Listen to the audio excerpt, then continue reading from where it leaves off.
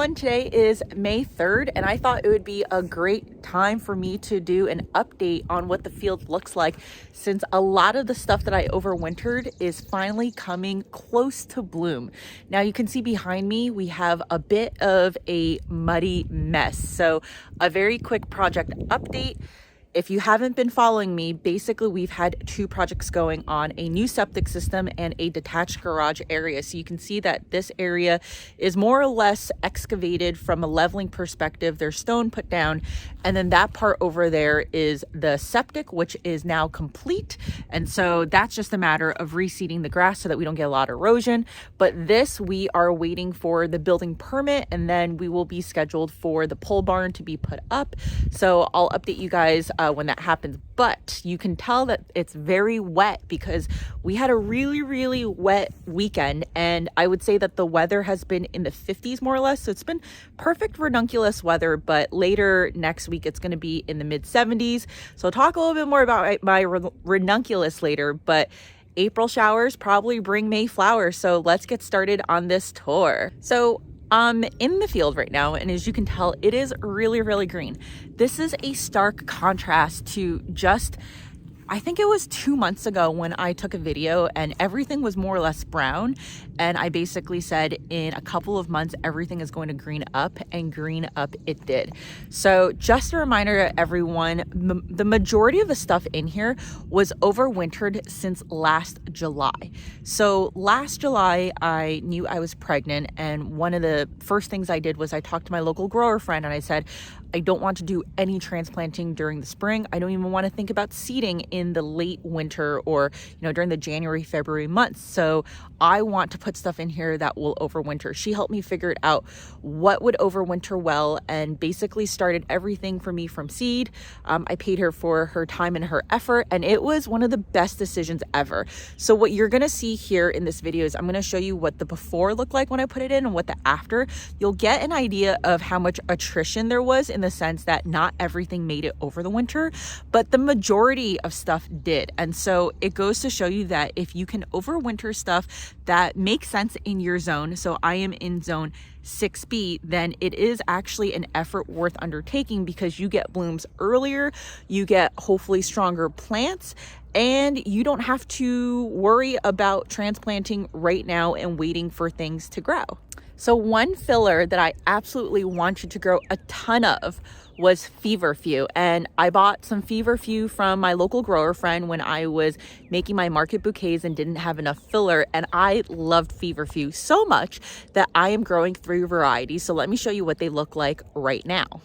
This is just one row or bed of Feverfew, and I can't even tell you which variety it is because I lost track. I didn't label, but what's crazy is that it felt like overnight these went from bushy to just shooting up shoots. So I would say right now the tallest shoot is maybe about 16 inches. These will continue to grow. There's no flowering yet, but at this point, they are now shading out the majority of the weeds. So, you can see some weeds over here, but it's making for good protection from getting more weeds over here. So this is the first bed. Let me show you what the other 2 beds look like. This is the second bed over here. I would say that some of the shoots here are even taller. Like this one is definitely about 2 feet at this point. Feverfew can get really tall, and there's more Feverfew over here. I am actually planning on letting these perennialize and sit here. So I will basically have about 2 rows that are going to be quote unquote out of production for other stuff. So let me just walk here to my last row. You can see I was planting some tomatoes before, but this is the last row, and this one is probably the least impressive compared to the other 2 rows, but these are definitely still starting to put on growth. These were a little bit smaller when I transplanted them, and I wonder if that makes a difference. But yeah, you can see that there is healthy growth, and we'll see what varieties these are when they start blooming. The second variety I'm going to show you is one that I actually wasn't too keen on growing until I bought it as filler from my local grower friend, and that is Sweet William. Now, I would say that I'm not a big fan of some of the Sweet William that has that white outline with like the dark pink maroon blooms. Like they're fine, but I saw what a great filler it made for bouquets. It just makes the bouquet feel a lot more full. So I asked for her to also sew me some Sweet William, and she sewed me 2 trays. I mean, one tray I think had 72. So I basically had about 144 Sweet William to plant. There were 2 separate varieties. And so let me show you what they look like right now. They have gone gangbusters. So this is the first Sweet William bed. And one thing that I have learned is that I probably should net these Sweet William. They've actually straightened out a bit, but in that rainstorm that we had over the weekend, some of them started kind of going sideways. So it's good to see that these are straightening out a bit. But I have seen these grown with Hortanova netting, and I think it's something I might do next year. But I'm going to put a picture up here to show you what it looked like in the beginning. These were pretty... These were like, from a plug perspective, they had very strong roots. In fact, some of them were matting underneath. But in the month of December, as you can see over here, they were kind of just like chilling out, and they kind of looked a little bit frost burnt. But you know, these can take cold weather very well, especially my zone.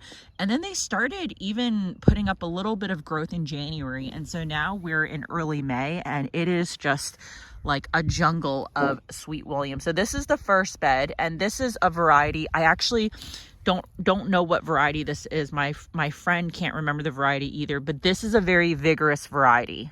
Now, the second variety I had her grow for me was something called, I think it's pronounced Eternelle. It's a French word. So for the French folks out there, maybe you can let me know how it's pronounced. But this is supposed to be less vigorous. However, it has caught up to the other bed that is vigorous. And as you can see, we have our first bloom.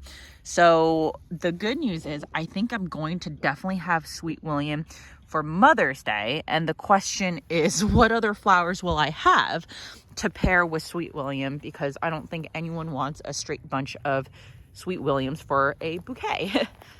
And if that wasn't enough, I have a little bit more Sweet William over here. I mean, I got to the point where I just could not have enough, or I couldn't find enough space for the Sweet William. So you can see another buds coming along over here. And then those are some shoots that are a little bit sideways from the storm, but overall, you know, pretty straight and pretty decent from my point of view. Now, there's one more flower that I didn't know I needed until my friend convinced me that I had to grow it. And one of the reasons why I initially didn't want to grow it was because the vase life is not great. Now, I've read that the vase life is about 3 days, but talking to other growers, they're saying that they're getting at least 5 days if you harvest at the right stage. And this flower is called Verbascum.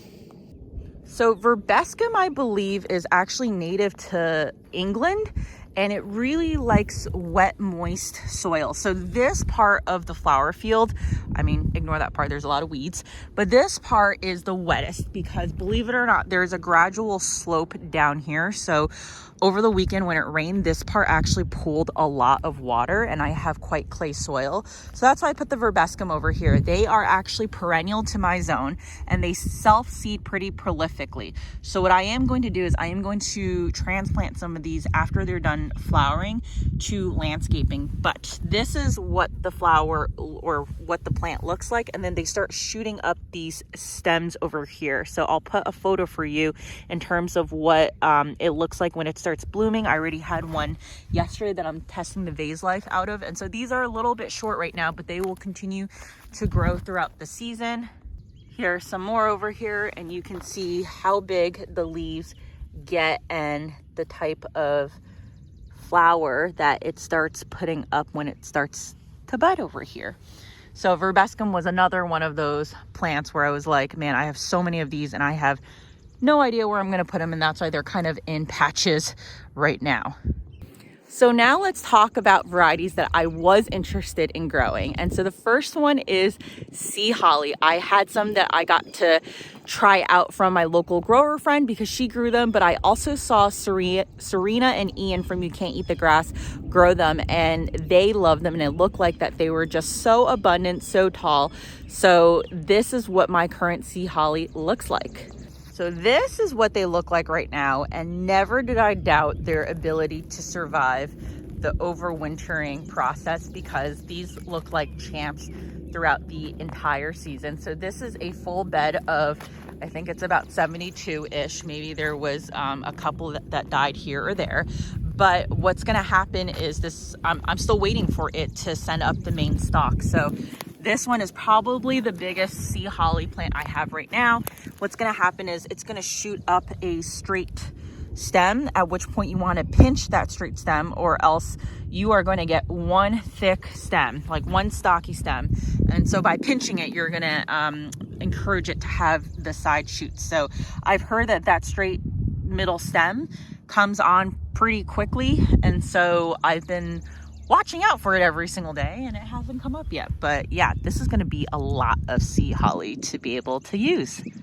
Next up, we have another filler that a lot of people grow, and it is Yarrow. So Yarrow also is another great one to overwinter in zone 6B. And I think I had 2 trays of Yarrow. So let me show you what they look like right now.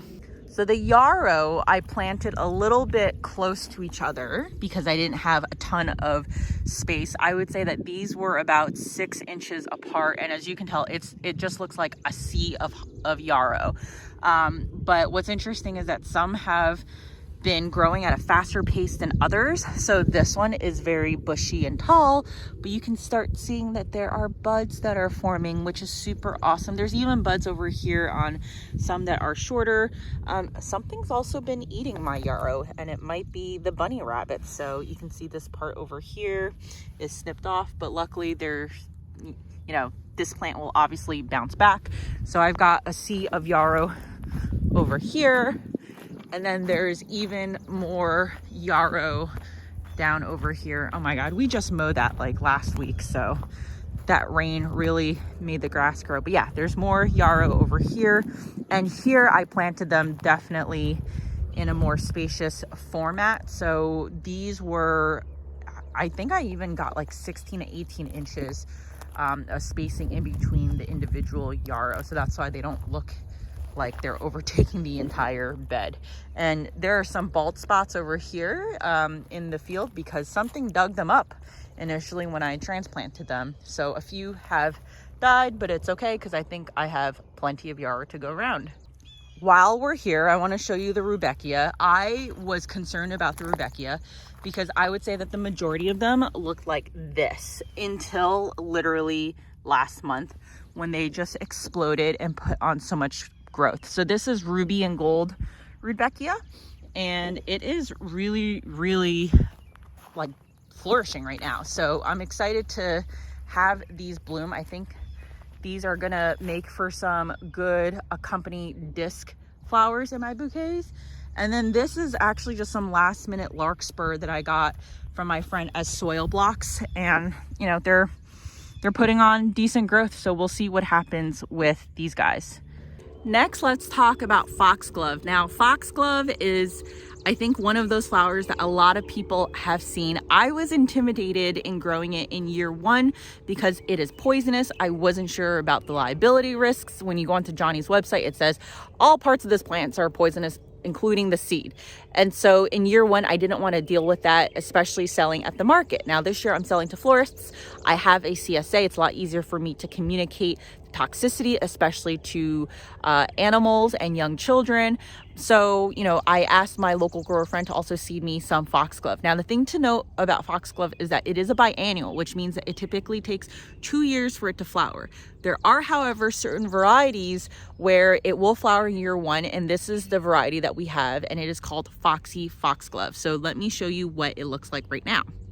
So this foxglove, I would also say, started putting on tremendous growth in the last month or so. And finally, we can start seeing some budding happening. So you can see right over here, there's a bud. There was quite a bit of attrition with the foxglove. So you can see over here, this one has just remained tiny. Even though there's a bunch of foxglove over here, I ran out of space. So I was planting foxglove over here, and I would say I probably put in about at least 20 foxglove, and only 2 survived here for whatever reason. So, or 4 out of 20, because there were a bunch where the tomatoes currently are right now. So I ended up ripping them out and basically putting in my tomatoes, since I needed room for my vegetables. But I think I have enough foxglove to basically, sell a few bunches and spruce up some of those CSA bouquets. Guys, can we take a break from flowers and admire my garlic? This garlic looks so good.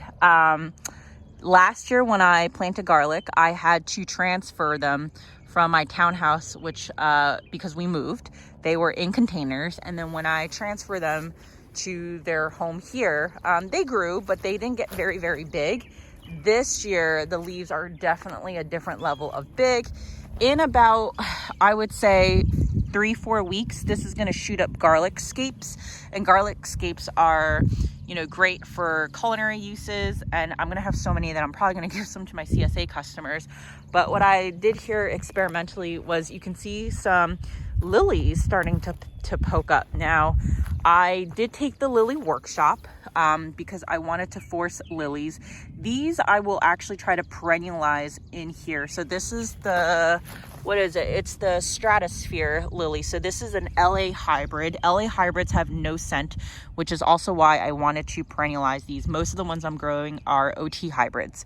But anyway, the reason why I put them next to garlic is because there is a pest called the lily scarlet beetle. And I'm not sure if I'm going to have it in this area. It is pretty widely spotted in the Northeast, but I'm hoping that the garlic scent might deter them. So completely experimental. I have read online that someone else tried it with garlic and it didn't work, but we'll see. Let's move on to one of my favorite flowers, which is Snapdragon. So I have 2 successions of Snapdragons. The first one I'm going to show you is the one that's right next to the garlic. And these are Snapdragons that were started this year by my friend, and I put them in it was late March. So I'll show you what the growth looks like. Some of them got nibbled by rabbits, which is fine because they're established. They're already showing side shoots. So I'll get later blooms from those, but you can see how far they've progressed in just 1 month in the ground. And, we had some nights that were freezing. We had some days that were in the 80s. So it's been a roller coaster of temperatures, but the ones that didn't get nibbled down are actually doing pretty well. So here is the bed. It's kind of hard to see because there's some weeds in between, but if I zoom in a bit, you can see this one has really put on good growth. This is actually going to be like a darker pinkish type of color. I don't know if you know this, but if you look at the bottom or the backside of the leaf, if it's purple, then it indicates that this will be a darker purple type of Snapdragon. So for example, this one, will also be like a pinkish purple. This one will not. It doesn't really have that purple. So yeah, these are actually doing pretty well. Again, here's some more that did not get nibbled down. Let me show you some that got nibbled. So this one is a good example. Got nibbled down on the top. You can see there's already side growth coming from here as well as here. This one, similarly, it got nibbled down over there, and there's side growth coming out. So yeah, a lot of the ones over here got nibbled down. I probably have a hole somewhere in the fence. And they probably made their way over here and then left these alone, thank God. The second succession, or this is technically the first succession of Snapdragons that I want to show you, are Snapdragons that were started again last July. They were put into the ground in September. They actually put on really good growth up until November when it got really, really cold. And I covered these Snapdragons throughout the winter season. So this is what they look like right now. They have really put on some decent growth. So yeah, like look at this. I mean, if I start from the bottom and go all the way up, we're probably at about 18, 19 inches for this stem over here, and they are budding up nicely. So I'm really, really excited for this first succession. Last year I had a ton of thrips. So the question is, will I have thrips this year here, especially for an earlier succession? Time will tell. This is what happens when you don't net snapdragons. You start getting this wonky geotrophic growth. But you know what? At the end of the day, those are okay for CSA bouquets.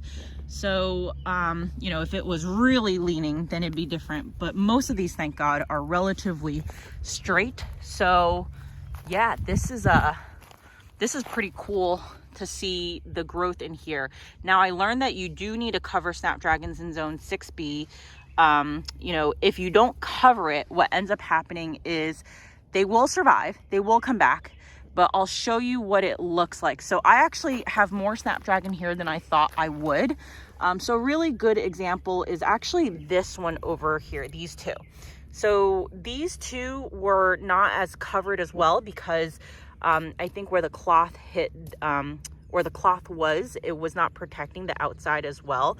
So you can see that if you trim back the old growth, this is the growth that will come up when the time is right. But obviously this is in a much earlier stage than, you know, these that are getting ready to bloom in a couple of weeks. This is another good example of a snapdragon that, you know, suffered a bit and then it survived. Let me actually show you some in an uncovered area and what they look like. So this is what I call my control snapdragon group. These are actually snapdragons that I started last year in January. And all of this was snapdragon before, and I ripped it out because I'm gonna be planting vegetables. But there were a couple that looked like they were promising, so I left them in just to see as an experiment. So this is one where it's really put on growth. Here are a few more. So you can see they're actually doing pretty well. They look really, really healthy. So if you're in zone 6B or above and you have snapdragon in the ground and you have the space, especially over the winter, you know, snip them all the way down to the bottom and then just let them go and see what happens, because you'll probably get a second flush. The other thing about this bed that I want to point out is I did a video on seeding sunflowers. So you can see that some of the sunflowers have actually popped up. I had a lot of birds eat the seeds, and then for the ones that did pop up, I had a lot of seedlings that got nibbled down. So I'll show you, like this one, you can see that there was a little bit of damage, but there's some other good ones that had much worse damage. Like this one over here is a good example. But as long as they haven't nibbled down everything to the stem, these are pro cuts, so they're one and done, they're fine. So you can see that something like this where the cotyledons got nibbled, there's still enough green for it to photosynthesize and generate the true leaf. So this will be able to generate a bloom for me. But you know, not as much good germination as I had wanted because I didn't cover this in time. I went into labor basically, but I actually came back the other day and I seeded some more, so I'm hoping that more will germinate, because what you want to avoid is having a sole sunflower like this grow, because this is going to get so big that it's not usable for a bouquet. But I find spacing like this to be pretty decent, especially for bouquet use. If not, I actually like it when they're seeded this close to each other, because then it produces a smaller head that is very, very usable for bouquets.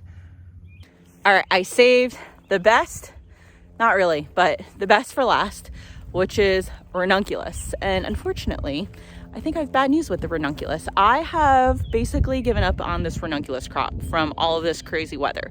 So right now it is perfect Ranunculus weather. However, it's very clear next week. We're getting to the high 70s. I don't know what the rest of late May is going to look like, June. I have seen some blooms. The problem is they're really, really short. And typically when they're short, it's because you've had heat that basically accelerates the blooming. Typically with Ranunculus, they send up a shoot, and the cold weather, you know, gets them to elongate the shoot. So the bloom, you know, can take up to 3-4 weeks for it to fully bud up and bloom. And this year I was seeing the buds and then literally the bloom within like a week. So this is what the current blooms look like when they're short. So this is actually a ranunculus plant that I had overwintered in that Vigo bed area down there. And then I found out that I had to basically transplant everything over here. The irony is that they didn't need to touch that spot. But anyway, so I transplanted these. They had a bit of transplant shock, but that's why these are blooming over here. And the ones I'll show you later over there have not bloomed. So these were started in late September, early October. I soaked them. I did not pre-sprout them. I just put them into soil and they did really, really well. But you can see how short this stem is. I mean, this stem is literally 3-4 inches. You know, a little bit better height over here, bad height on the whites. That one again doesn't have great height. So all of these overwintered ones, you know, we'll see what happens, but hopefully these guys will continue to elongate and grow, give me some better shoot length. So I mean, like, look, the stem over here is a little bit better, but still not usable for a bouquet. So hopefully this continues to grow taller. And here is the rest of the ranunculus. And most of these I started in late January, pre-sprouted them indoors and then evicted them in March. I evicted them a lot earlier because I wasn't sure when I was gonna have to go to the hospital. But what you'll see is that some of these do have blooms that are starting to shoot up. So this one's a good example. And you know, this is looking to be like a decent size head. They are going to get bigger, but you know, I just need a few more weeks honestly of cool weather for this to really elongate. And I think that what I really should do is put up shade cloth, especially when it gets to 70s next week, and hope that these don't go dormant, because ranunculus really want to grow under 60-degree weather. Now that's more soil temperature. Once it gets above 60 degrees, it will start going dormant, and you'll know because the leaves will start to yellow. So if they yellow too much, then you'll know that the season is basically over for them.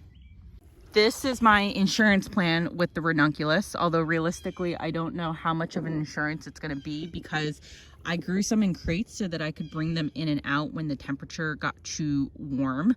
The problem is these crates are heavy, and I don't know how much energy I want to put into bringing them in and out, especially post C-section. So more ranunculus over here. I mean, they look really healthy and good, but I just don't know if they're really realistically going to produce any blooms. And so while we're here, let me show you some of my lilies that are popping up. So as I said, I took the lily workshop. I'm forcing lilies. So the ones that are in crates, I'm not going to perennialize. There is a process for actually saving the bulbs. So for the varieties that I really, really like, I will save it. But the thing to note is that I planted these in early April. We are 1 month in. Look at how much growth they've put on, and it's really a reflection of the warm weather that we've had. Lilies really want that 50-degree weather to root in the beginning, which is what we've been getting at night. And then when it gets really warm during the day, especially in that like 70-degree range that we've had for a few weeks, they will put on growth like they are over here. So I think I should be getting these by the end of June. I normally would be getting these probably mid-July, given when I was growing them. So the longer days and the warmer weather is going to accelerate the growth. But yeah, pretty exciting. And so these we'll see how the florists you know, respond to lilies, because I think that sometimes there's a bad reputation that lilies have, especially with florists. They tend to use them as funeral flowers. But lilies have a great vase life. They are very good out of water, so therefore great for event work, like if you're doing arch work, if you need stuff that is just not going to sit in water for a bit on a hot day. Lilies are a great candidate for that. And then of course I'm going to put these into some CSA bouquets. So this is actually a variety called Corcovado that I'm very excited to see. It's this like beautiful yellow lily color, and yeah, we shall see how these grow. And of course I have my crate of lettuce here, which I'm probably not gonna get too much out of this season since it's already May.